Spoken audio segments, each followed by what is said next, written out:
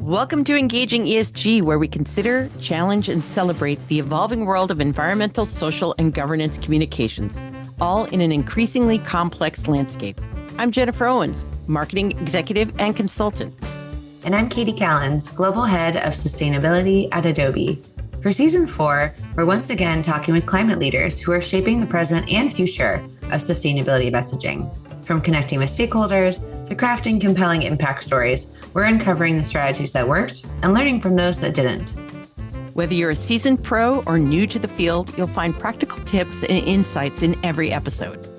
And whether you're working on your first sustainability report or reimagining your organization's climate narrative, these conversations will help you navigate the complexities of ESG communications. Let's get started.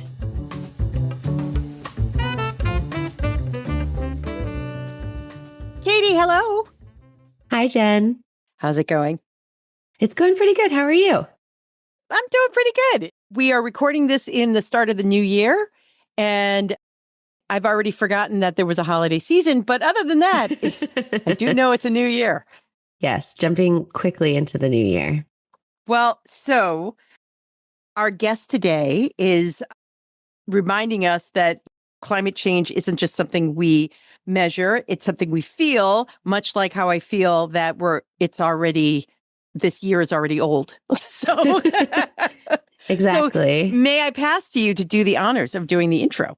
Yes. With so much excitement, we are really thrilled today to welcome Ami Vitale, a National Geographic photographer, filmmaker, and honestly, one of the most influential visual storytellers in conservation today, who I had the pleasure of meeting in person last year at SF Climate Week when we did a partnered event around the intersection of creativity and conservation with Conservation International and Futerra. So I can tell you, not only do her beautiful images speak for her, which we'll link to in the show notes, but also she is just the most engaging and thoughtful person on these topics. But before we jump into those questions, I'll just give a little bit more around Ami's bio if people haven't heard about her yet. So Ami's career really stands as a testament to deep dedication around documenting and addressing global crises. As noted, she's a National Geographic photographer, writer, documentary filmmaker, as well as the founder of Vital Impacts. And Vital Impacts is this incredible nonprofit organization that leverages the power of art to inspire and mobilize youth as agents of change. And the nonprofit has raised over $5 million to support vital conservation projects. And when we talk about Ami's work in particular, it has spanned over 100 countries and includes long-term projects documenting the last northern white rhino in Kenya, the giant panda conservation in China, and incredible community-led efforts to protect ecosystems and wildlife, and also really center stories around indigenous folks and the people doing this conservation, which we'll be talking about a little bit more today, but was a topic that I hadn't thought so much about until I had the pleasure of meeting Ami last year. So welcome, Ami, to Engaging ESG. Welcome. Oh, thank you. It is so wonderful to start the new year with this conversation. Oh, wonderful. We're so happy you could make time in your busy schedule. So wanted to jump right into one of the conservation stories that you covered with your work on the northern white rhinos. What I thought was really striking about this work is that the emotional center of the story that you documented isn't extinction, it's actually care. The caretakers, the rituals, the relationships. And so wonder if we could start by talking a little bit about how intentional you are about placing the emotional weight of a story on people and not loss.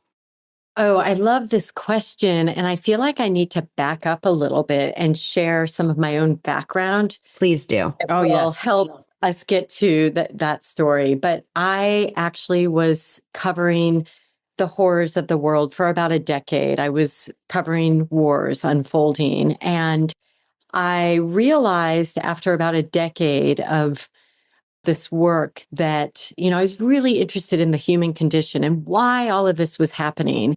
But I noticed that at the backdrop of almost every single one of those human conflicts was our environment, a breakdown in it, whether it was like loss of fertile lands or the climate changing and the inability to find water. all of these things led to more human suffering. And I really began to realize that, as journalists, we were focusing almost at the end of the story, this is what happens, and really largely leaving out the fact that nature is a part of every single human story. And then it made me do this 180, and I realized I want to find more stories that include our natural world. It led me down this path.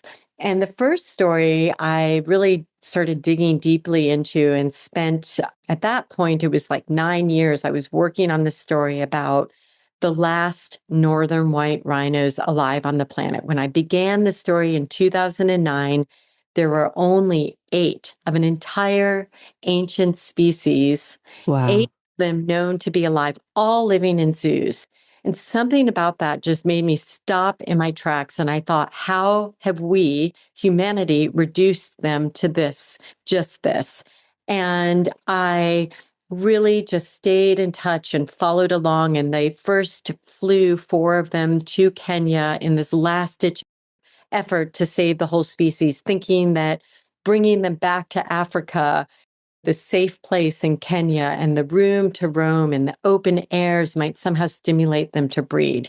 It didn't. And every year I just kept keeping in touch. And I thought, wow, I'm going to witness extinction of this species on my watch. And I want to document what this means, not just for ecosystems, but for the people living alongside the wildlife. What does this actually mean? So when I started this story, I realized that as journalists, as the storytellers documenting this, people were always focusing on the animals and really leaving out the people that live alongside these creatures and the wildlife. And I thought, what do Kenyans think? What are the people living there? Why do I rarely see their voices? And do they care? And then what I learned in my research and covering it for so many years was, of course, and they are probably the best caretakers. Why are we not including their voices? And Kenya has had this remarkable turnaround where in the 70s and 80s, they really were losing almost all of their rhinos, black rhinos, southern white rhinos. And by engaging, of course, there was stricter policing, they made harsher laws. But the most critical piece of this, their success, is that they were engaging communities to be a part of the protection. They, in a lot of ways are part of the ownership.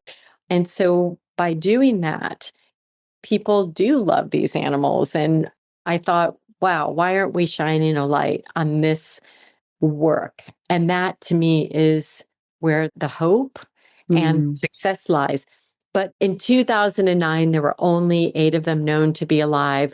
And then by 2018, they were down to just 2 females. And I got the call to hurry back when Sudan, that gentle, hulking, ancient creature, as a species anyway, was about to pass away. And so I rushed to get there to say goodbye.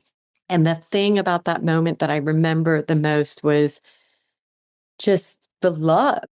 All the people that loved and cared for him were surrounding him. And all I could hear that day, it was so silent, except for the muffled sobs of all the people who dedicated their lives to caring for these animals.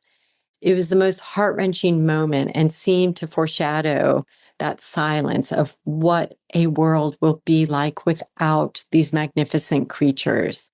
And that one image, I think the reason it was so powerful, it was Joseph Wachira leaning in to give his last goodbye to Sudan, who was really struggling at that point.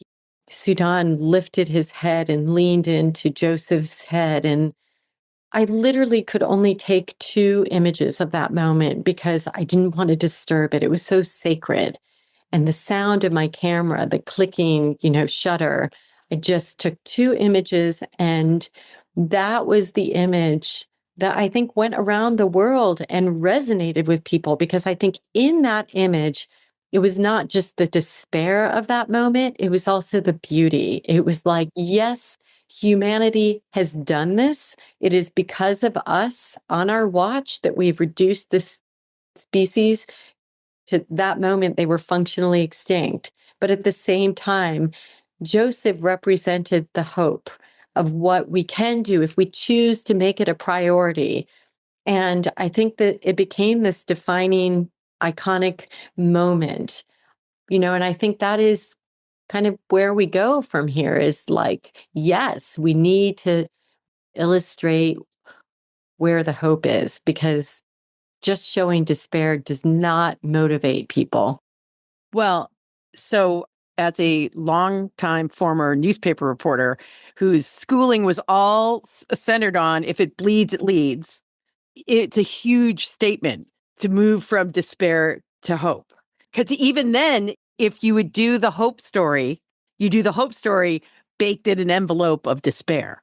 To actually strip away the despair and push forward the hope and the love first, it's a harder story to tell, too, I think. Well, I mean, my feeling is this. Having started as a war photographer, Yes. being on the front lines of these, like, just the If most it bleeds, it horrific. leads. Yes. Right. But the one thing I realized that kept me going back was the extraordinary people that I met, the courage, the beauty that exists in all of us. I know that word resilience is so, I hesitate to use it, but honestly, like that was the thing that I just Yeah. wanted to understand.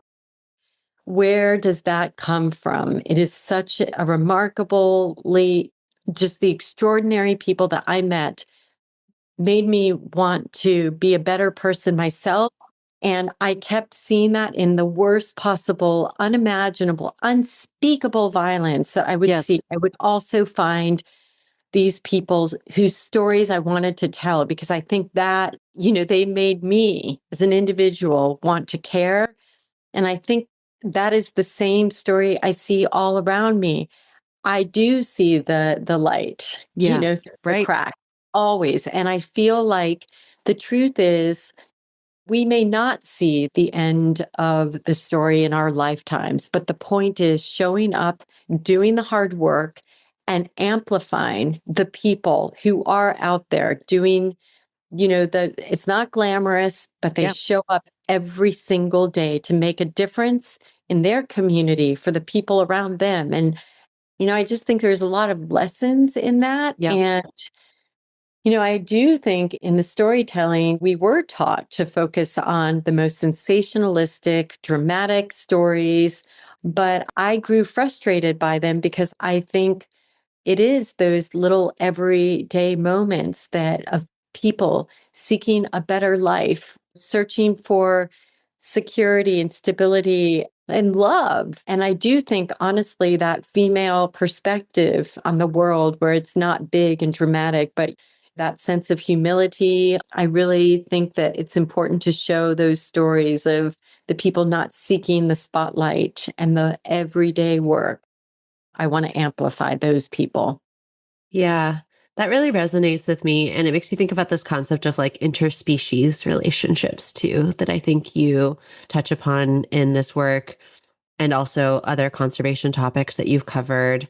And I think sometimes we've talked about this quite a bit on the podcast that there are a lot of concepts or even creatures that are maybe hard for folks to be able to visualize. Like I always say, like, how do we make a ton of carbon real for someone? Right. How do we even make a white rhino real for someone? Maybe you've seen it in a zoo, maybe you haven't. And it's that interpersonal relationship that many people have with other creatures or with nature where they have felt at home with a species that is not their own. Maybe it's their pet.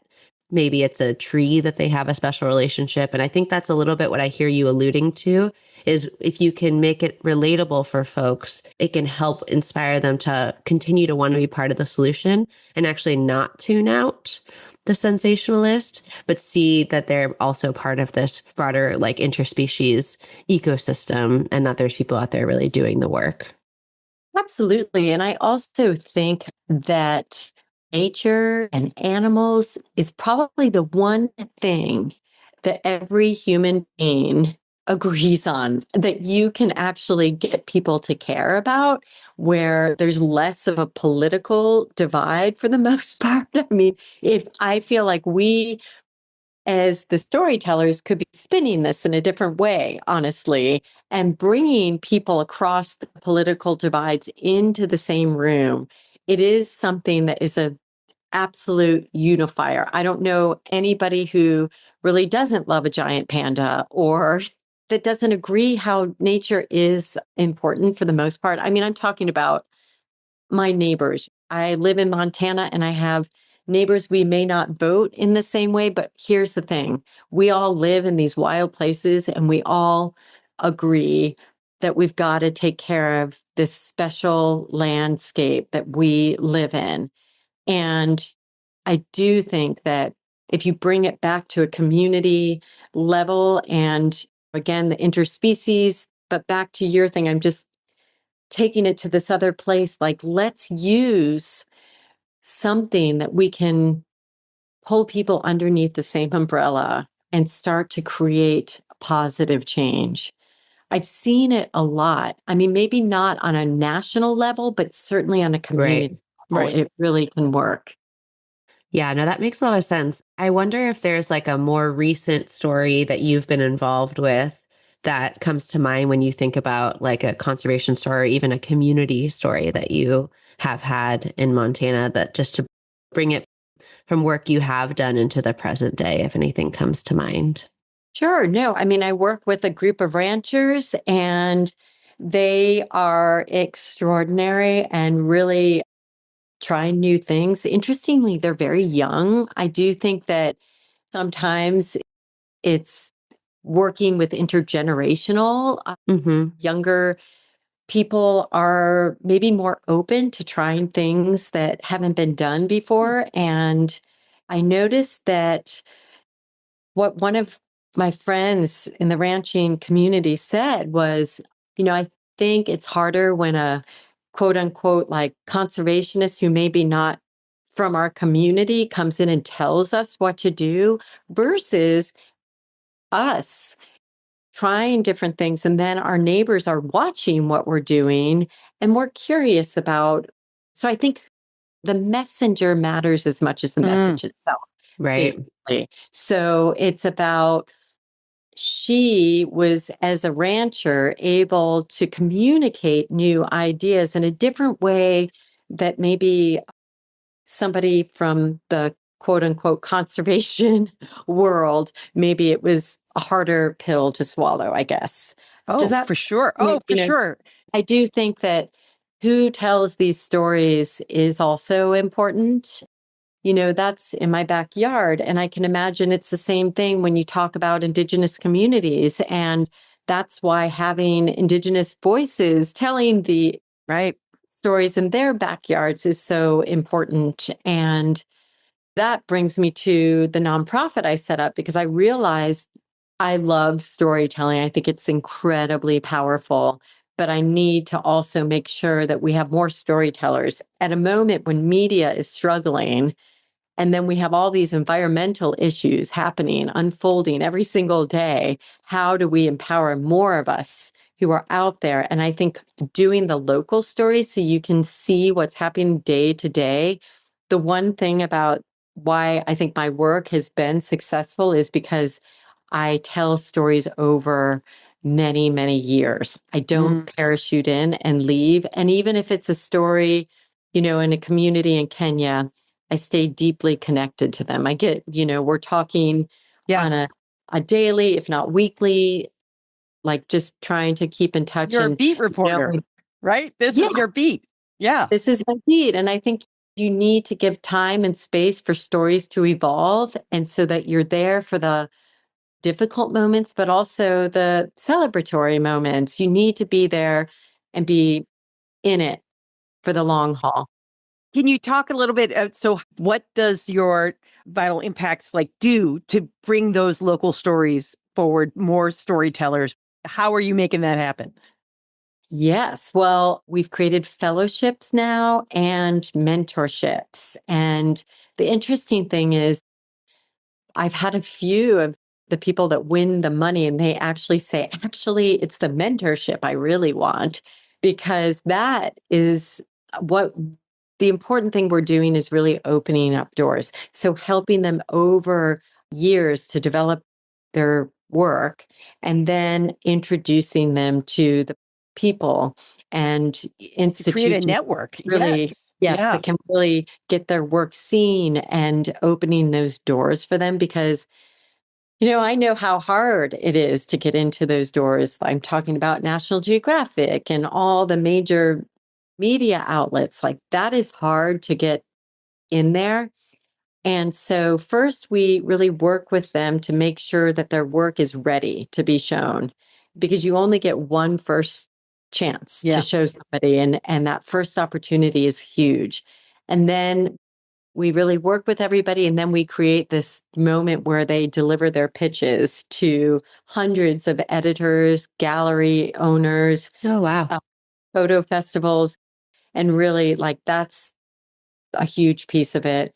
We also have a speakers series. So we have a whole bunch of incredibly talented photographers, filmmakers, scientists who go out and give these talks to youth because I think youth are those change makers actually. And there's a certain age that you need to plant the seeds, right? And spark those ideas. So we also leave behind the educational tools for the teachers after our speakers have long left that they can now be, working with them about environmental issues and just getting, I think right now it's also particularly hard. A lot of funding has Yeah.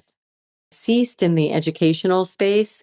So we're working with youth, but also as the journalists and storytellers, really empowering them, giving them the tools, creating opportunities. And then the third piece is we also then sell all of their work for them and we raise money for them, which we split the proceeds so that the photographers have a source of revenue Hmm. to continue doing their work. And then at the same time, we then fund grassroots conservation with the funds that we raise selling fine art prints.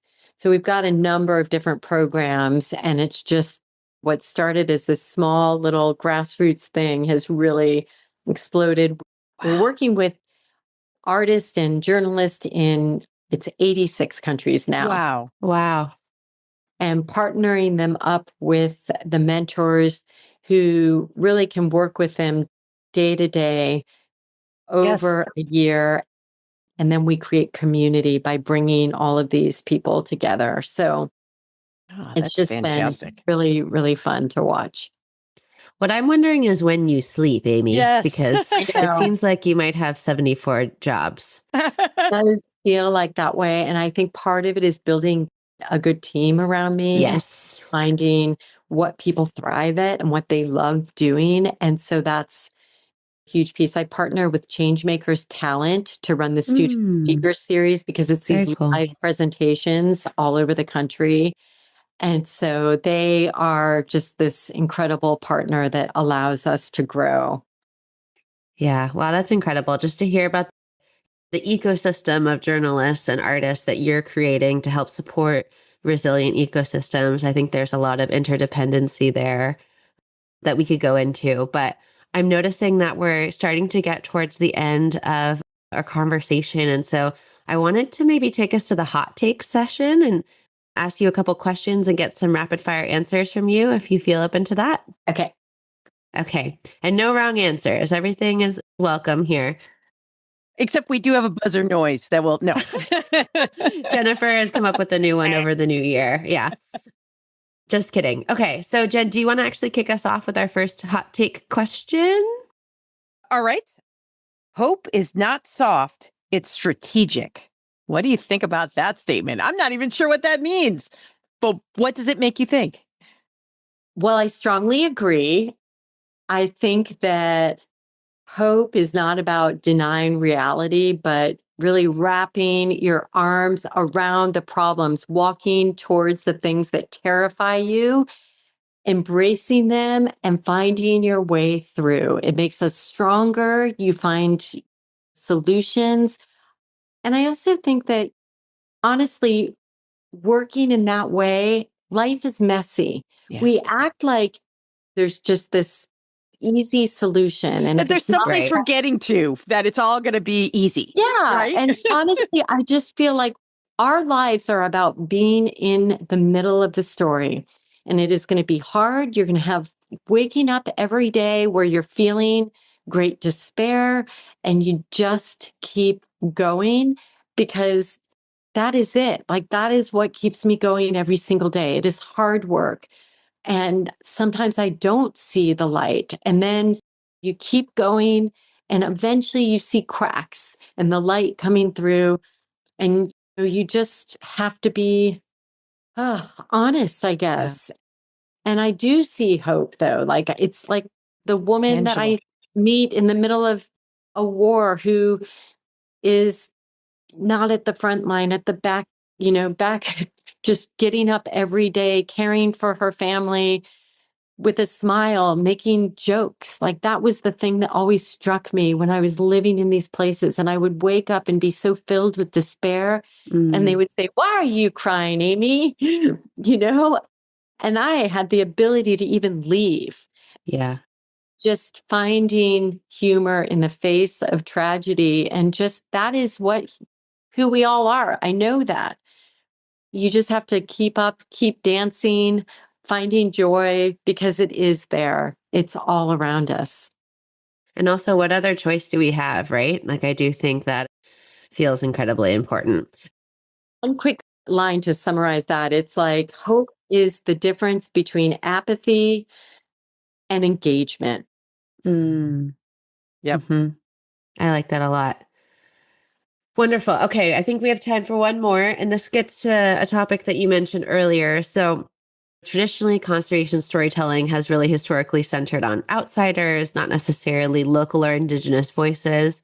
When you look at the landscape of conservation storytelling that you and your colleagues are working on in 2026, as we're beginning a new year, do you think that's changing? Do you think we're actually starting to center more of those voices? Or are we just kind of saying that we should? Where do you see that? Well, I mean, I think the world is a big place. So it's, Yes. in some places it is working.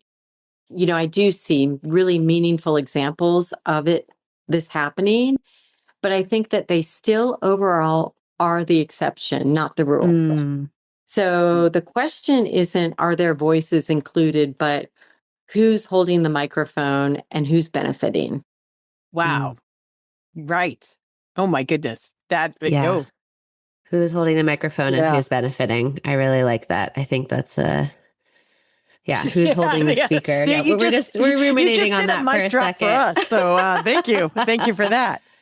Yes. Well, in our last few moments together, we usually end on the idea of like, what's bringing you some joy, what keeps you grounded, what keeps, like what's something fun you're doing, or maybe it's not fun and that works too. But what's on your bookshelf? What are you watching? What are you listening to?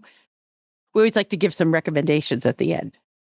Oh, I mean, honestly, right now I'm just making sure I'm getting out in nature, even though it is Mm. cold and uncomfortable. And I am pushing myself to get out every single day, even just at least an hour.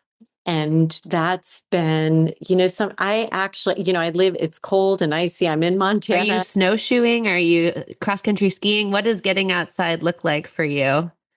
So if there's enough snow, we've been skiing. But honestly, there's a mountain right behind our house. And I just get out and climb and walk. And it just depends how I'm feeling. But that honestly, and pushing myself to read a little bit every night. But those are the things I keep telling myself I have to do. And I always make excuses. And so far, we're in the 8th day of the new year, and I've done it for 8 Good for days. you. I was going to say not for Yay. nothing. I mean, I tried to get out, and the only reason I left my house today was because I had chores to do for other people. Like that made it okay for me to leave. So I think what you're doing is amazing. I really do. So keep at it. You're inspiring us. We need to get outside, even though Oh it's my God. freezing And cold even out. if it's like 5 minutes, just Yeah. it's like something about, and that little place of discomfort. I think when I push through it, I then start falling in love and feeling good. And that is something, my mantra is that we all have to get a little more comfortable with discomfort. I love it. And I can imagine for all the conservation work you do, you're often on screens or looking at visuals, and then to actually get to go walk and move at the speed of nature is something that we all could be doing a little bit more to get us grounded in these natural environments we care so much about. Well, thank you. Thank you both. It's so good to see you. I really appreciate your time and just wishing you such a joyful year ahead. Thank you, Amy. So lovely having you here on Engaging ESG. And remember, the stories we tell shape what we protect. And thank you so much for sharing how you do that with us. We look forward to chatting again soon. Me too. Thank you so much. Bye. Thank you for joining us on Engaging ESG. Have a question for us to consider or a strategy you'd like us to cover? Email us today at engagingesg@gmail.com. Please remember to rate, review, and subscribe to Engaging ESG today. It helps us grow, and even better, be sure to share the podcast with your favorite sustainability, diversity, or social impact colleague. And until next time, keep engaging.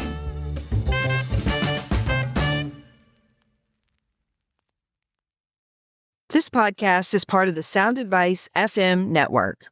Sound Advice FM, women's voices amplified.